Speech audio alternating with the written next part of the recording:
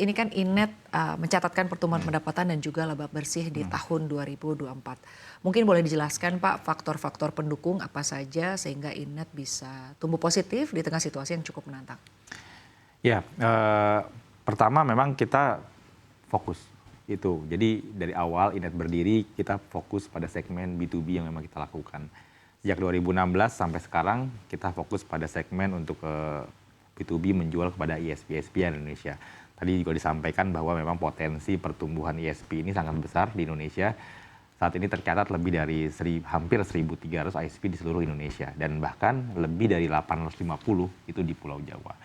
Inet sendiri sebelumnya sudah mengembangkan backbone yang ada di Pulau Jawa ya melalui kerjasama kita dengan beberapa operator lain juga, dan tentunya di tahun 2024 kemarin juga kita merambah segmen data center juga, dan ini juga salah satu yang membuat faktor pertumbuhan dari pendapatan Inet di tahun 2024 dan ini terus berlangsung di tahun 2025.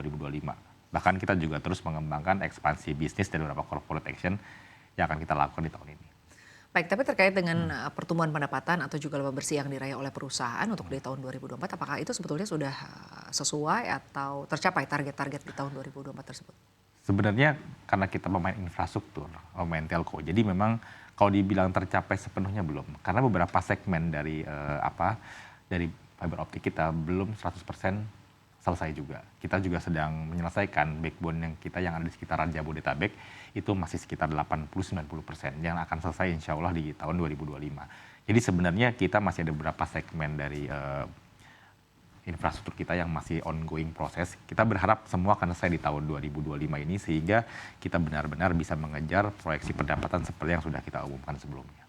Baik, lalu rencana untuk di tahun 2025 ini, langkah-langkah strategis apa yang akan dilakukan oleh perusahaan agar tetap bisa tumbuh positif begitu ya? Mungkin melebihi dari apa yang telah dicapai di tahun 2024. Ada beberapa yang sudah kita lakukan kerjasama di tahun 2025 ini. Di awal tahun kita ada kerjasama dengan Abji sendiri untuk mengembangkan layanan Indonesia Internet Exchange di dalam 58 titik yang ada di Pulau Jawa. Ini sedang ongoing proses juga dan kita proyeksikan akan rampung kira-kira bulan Oktober atau November pada tahun ini. Satu itu, sehingga itu menambah layanan-layanan kita kepada para pelanggan kita khususnya yang ada di Pulau Jawa. Kedua, baru sekitar 2-3 minggu lalu kita juga sudah melakukan satu kesepakatan kerjasama dengan PT Jejaring Mitra Persada, salah satu anak usaha dari KETR, Keterangan Trias Mitra, untuk menggunakan 2 core ya, kabel mereka dengan skema IRU untuk dari Jakarta, Batam, Singapura.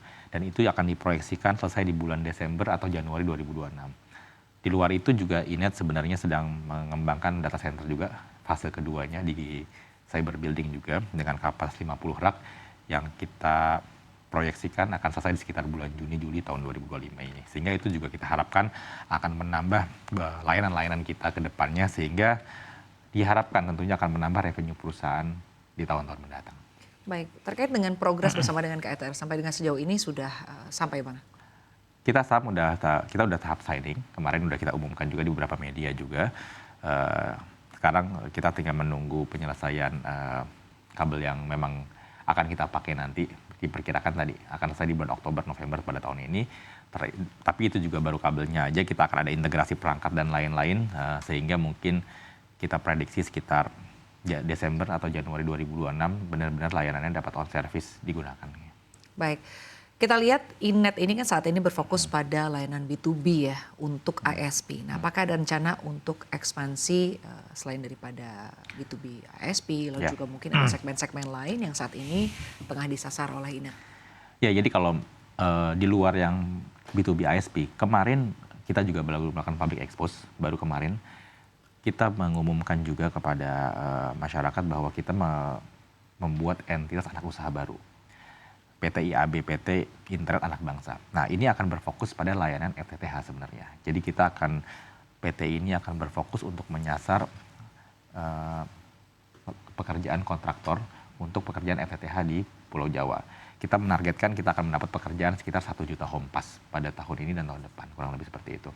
Ini juga akan kita prediksi akan menambah pendapatan dari perseroan ya untuk tahun 2025 dan buku 2026 nantinya. Baik, kita lihat Inet juga menargetkan pendapatan sebesar 42,02 miliar rupiah ya di tahun 2025 ini. Apakah Anda cukup optimistis bahwa target ini bisa tercapai seiring dengan juga tadi ekspansi dan juga rencana-rencana bisnis yang akan dilakukan oleh Inet ke depannya? Melihat proyeksi yang udah ada sebelumnya dan apa yang udah hampir semester 1 tahun 2025, kita sangat optimis ya dapat mencapai atau bahkan bisa melewati dari target yang kita proyeksikan sebelumnya untuk 2025 ini. Baik, terkait dengan target-target yang ingin dicapai, begitu banyak begitu ya dari perusahaan yang ingin capai. Anda melihat tantangan-tantangan yang kemungkinan akan dihadapi atau mungkin telah dihadapi, kita sudah masuk di kuartal kedua di tahun 2025. Tantangan-tantangan apa yang paling besar yang dihadapi oleh perusahaan? Bagi kita saat ini yang pasti timeline. Kita berharap karena ada beberapa pekerjaan yang paralel lagi kita lakukan dalam tahun 2025, kita berharap timeline ini dapat benar-benar berjalan sesuai dengan apa yang kita proyeksikan. Karena tadi keterlambatan timeline akan benar-benar menjadi sebuah tantangan, akan mengurangi waktu dan tentunya kita tidak bisa on service ya kalau jika timeline ini belum selesai. Jadi itu kita benar-benar saat ini menjaga agar apa yang lagi kita kerjakan dapat selesai tepat pada waktu yang udah kita proyeksikan. Itu nomor satu sih.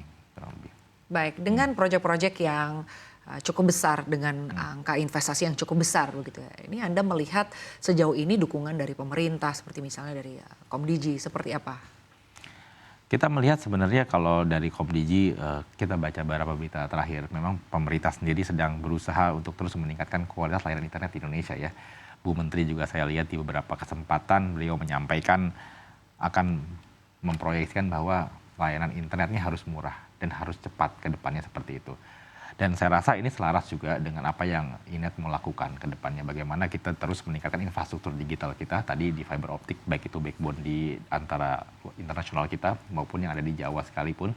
Kita berharap ke depan ketika backbone kita punya kapasitas yang sangat besar, kita ke depan bisa memberikan layanan yang lebih baik lagi buat para customer kita. Dan memang ke depan mungkin harga ini juga akan lebih affordable lagi. Sehingga kepada para pelanggan kita juga punya harga yang lebih kompetitif sehingga mungkin mereka ketika mereka jual ke layanan kepada end user atau masyarakat dalam hal ini bisa lebih affordable lagi dan juga punya kapasitas yang lebih besar lagi ke depan.